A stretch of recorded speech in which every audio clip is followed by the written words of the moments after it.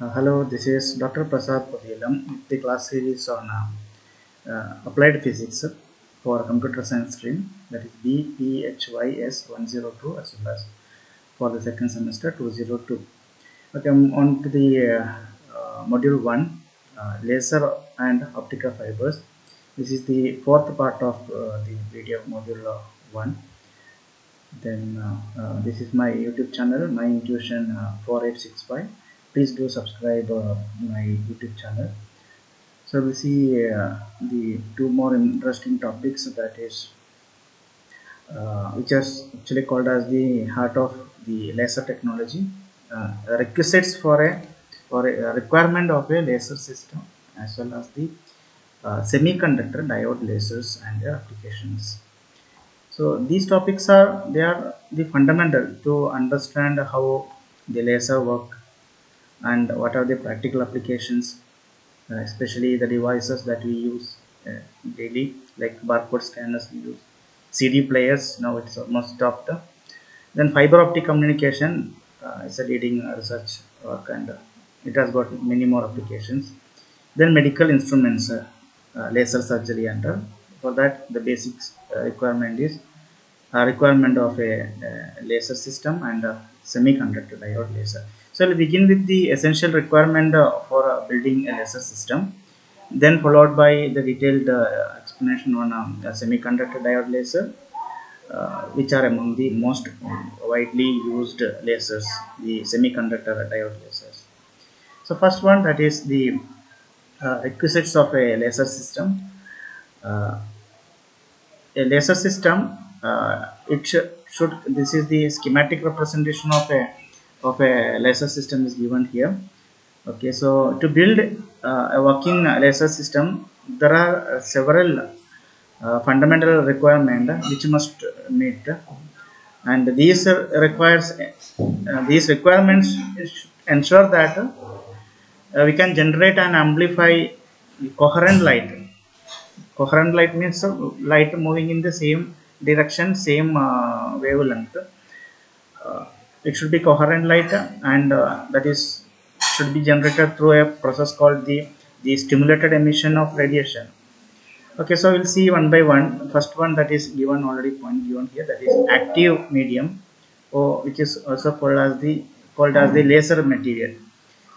uh, the it is a very important component of the medium. So this material, it will be used to excite the emit light.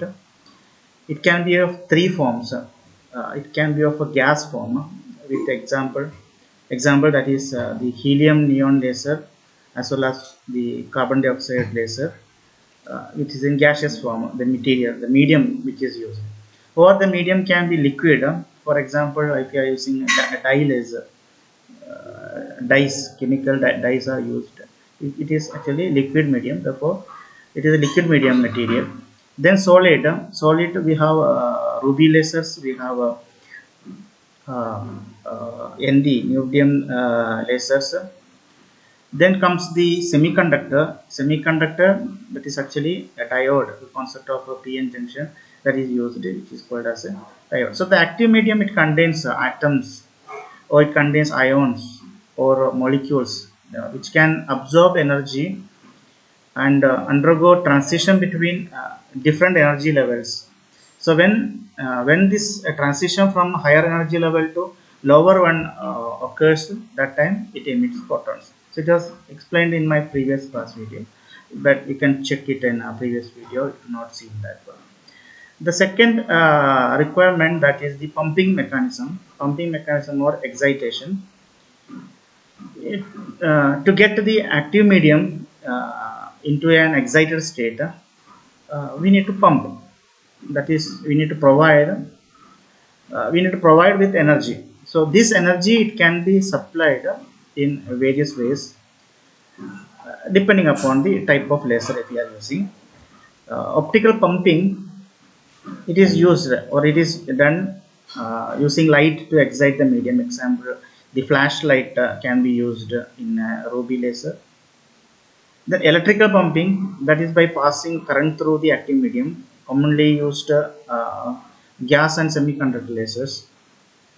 Then chemical pumping, that is using a chemical reaction to excite the medium, that is mainly in chemical laser. So the ultimate goal of the pumping mechanism is to excite the atoms or molecules of the active medium to a higher energy state, so that eventually it returns to lower energy state and it emits the photons. Then with the help of the mirror and reflector, it can be population can be increased. Then third one, that is the population inversion. For a laser to work very effectively, or to work it, we need to achieve the population inversion. That is, under normal condition, most atoms or molecules are in their ground state, and few atoms will be in excited state. So in population inversion, what happens? More atoms must be in excited state than in ground state. So this is essential because the stimulated emission, or which is the responsible for the laser light. So the stimulated emission can occur only when there are enough atoms in the excited state to interact with the incoming photons and release the additional photons which are coherent with the incident light.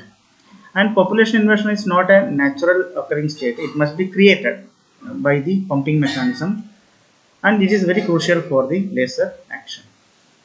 Then comes the fourth one, that is optical cavity, or optic cavity also called the resonators.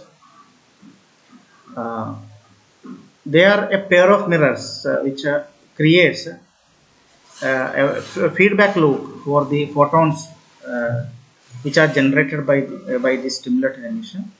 And these mirrors are so placed such that the ends of the laser medium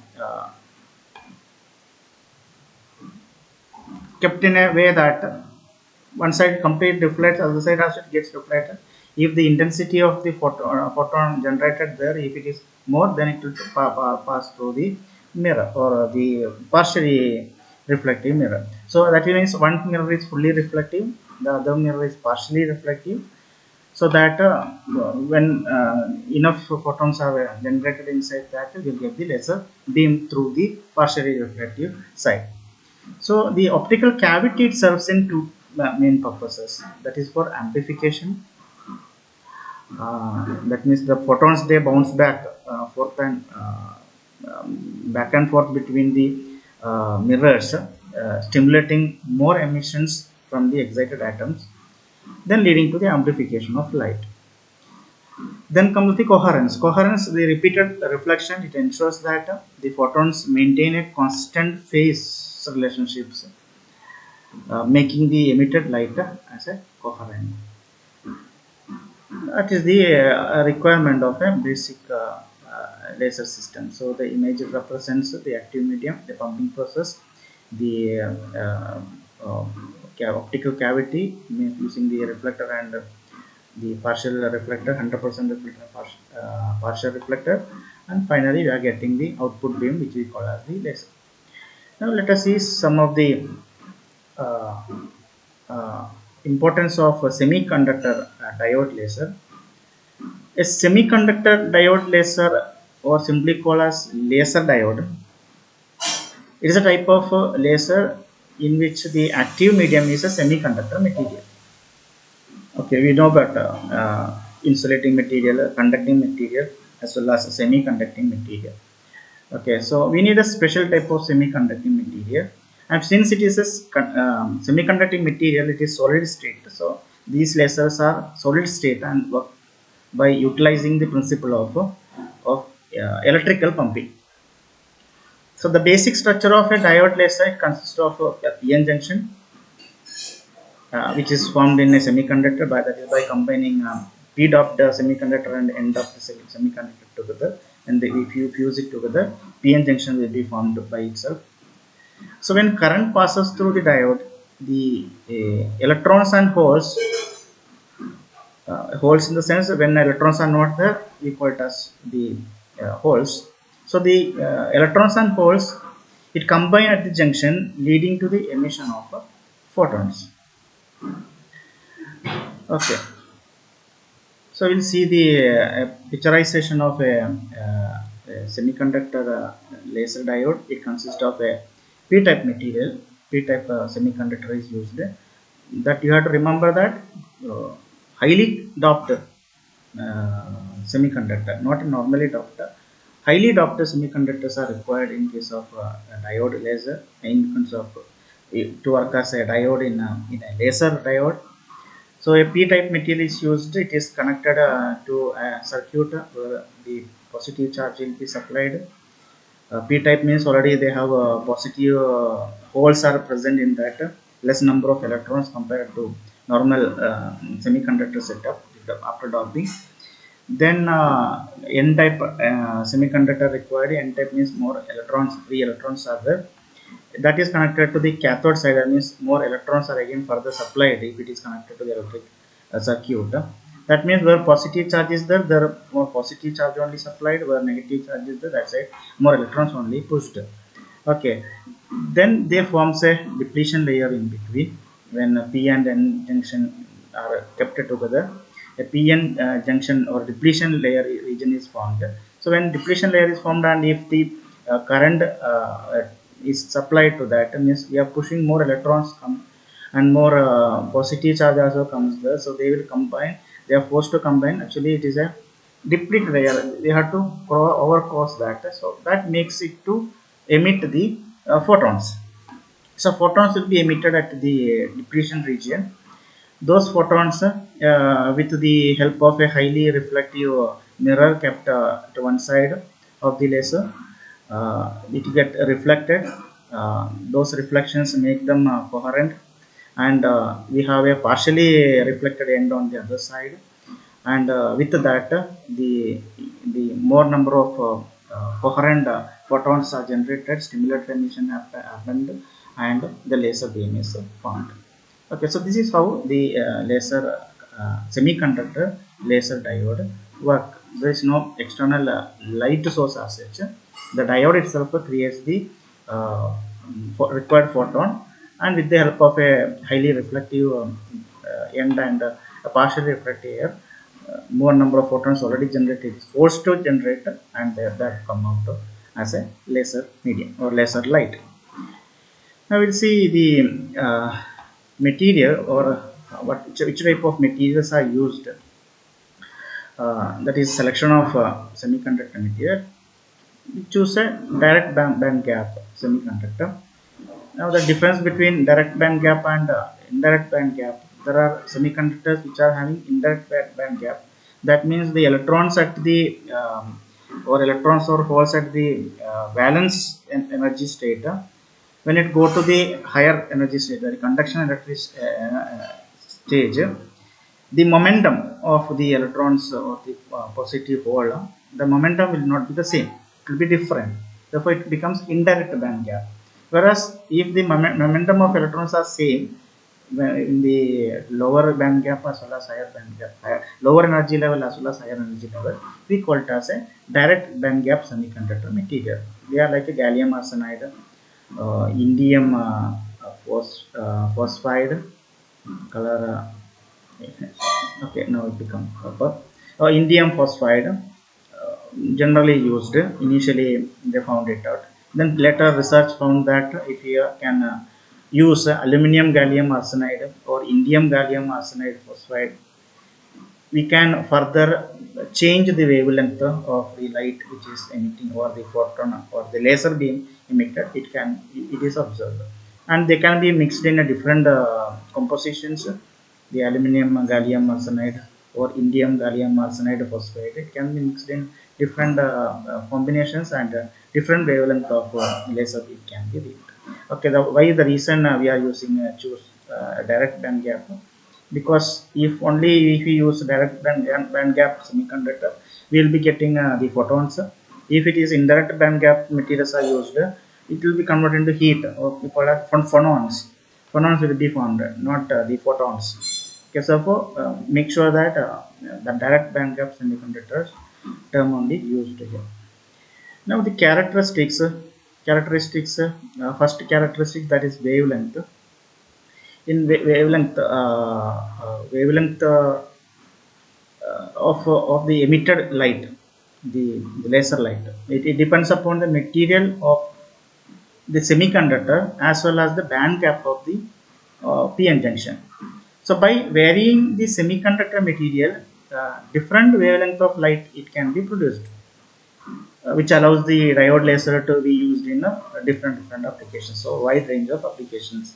Few examples I have took, like if you use gallium arsenide, the band gap energy found electron volt, that is 1.43, and it will give an approximate wavelength of light of 870 nanometer, that is infrared region, and it is commonly used for infrared lasers, diodes. Second one, that is indium phosphide, or INP. It emits it needs a band gap energy of 1.35 electron volt, and it gives a wavelength of approximately 920 nanometer.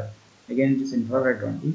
It is used in even fiber optic communications, because it emits near the 920 nanometer or even the longer wavelength. Third one, that is the aluminum gallium arsenide. It gives up to 1.42 to 2.16. It can be achieved by varying the compositions. Therefore, it gives red to infrared beams, that is 620 nanometer to 870 nanometer. Therefore, it can be used. Means we can tune the composition, the ratio of aluminum and gallium ratio. If we change, we can cover the range of visible red color 620 nanometer to in near infrared, that is 870 nanometer. Then comes the indium gallium arsenide phosphide.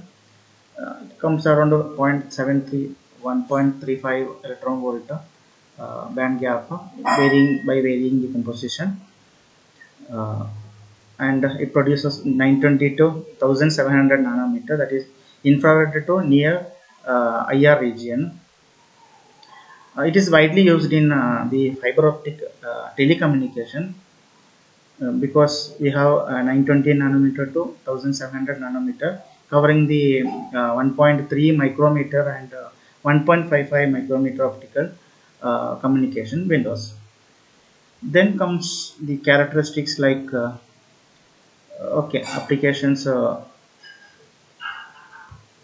given. Okay, other properties also I wanted to tell. I missed the slide. Okay, generally say the efficiency. Other characteristics like we should think about the efficiency of the diode.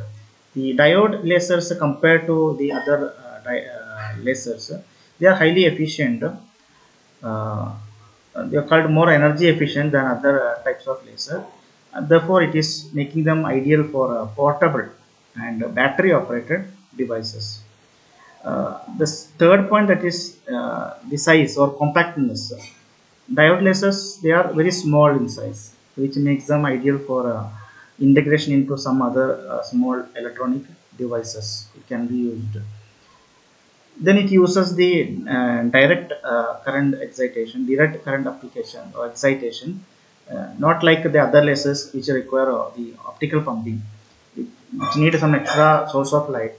Whereas here it is direct current excitation, directly powered by a DC current, make it very simple to operate.